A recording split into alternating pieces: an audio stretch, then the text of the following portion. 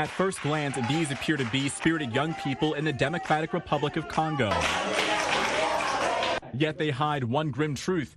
These boys are former child soldiers who at one time were forced to take up arms by a local militia under the threat of death. They told me to follow them or they would decapitate me, and that is how I ended up following them in the forest. 13-year-old Columbo Kaluji escaped after serving a month with the militia.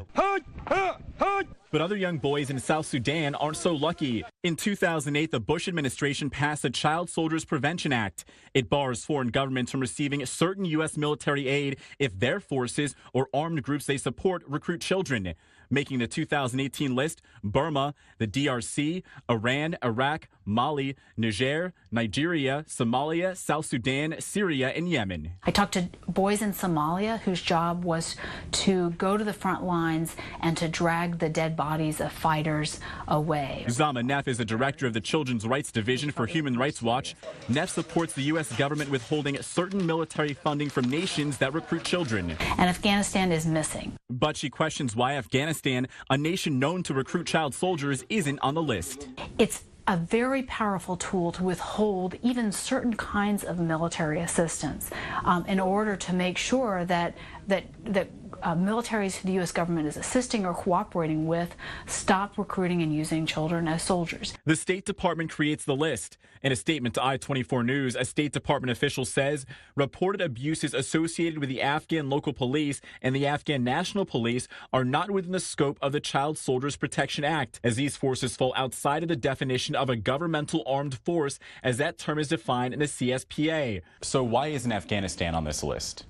Well, Afghanistan is a country that doesn't sponsor child soldiers at the national level, does not believe in recruiting them, does not use them, formally train them. You might have situations in certain localities where child soldiers are involved at times, but the bottom line is the national government doesn't sponsor them. Those are forces that are being used, in essence, to fight the Taliban, and they should be listed as well. And the U.S. government should make sure that it's not using military assistance to go to parties that recruit and use children. A U.S. State Department official says they continue to emphasize with the Afghan government the importance of aggressive action to prevent the unlawful recruitment and use of children in security forces and elsewhere. As for Neff, she's hopeful child soldiers in Afghanistan and across the globe will be freed. The children should not be used to fight. They have a future other than simply picking up a gun. Commanders who are tempted to use children should fear the punishment. Fear the punishment, so that images like these turn to images like this.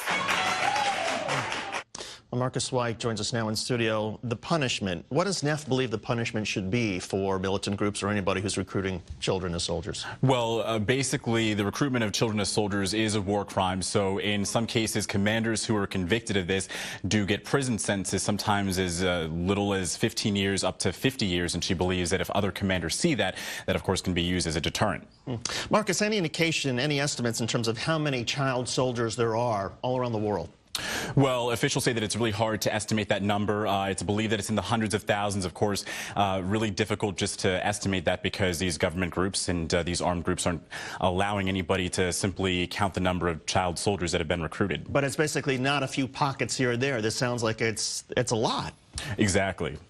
Any indications in terms of, is there a main theme in terms of how the children are recruited, or how are they convinced to go ahead and get involved in an armed conflict? Well, unfortunately, some of these children are snatched from their families at gunpoint, at knife point, with no choice. Some of them are snatched from schools, so you can imagine if you're a commander seeking to snatch up a large number of children, you would go to a school and be able to accomplish that easily. Of course, females, of course, sometimes are being snatched up by these groups as well to do various other tasks. And in addition to that, sometimes there are situations where these young boys believe that the situations in their country is just so bad that they decide to become a soldier themselves. Wow. Marcus White, correspondent here at I-24 News. Marcus, thank you. We appreciate it.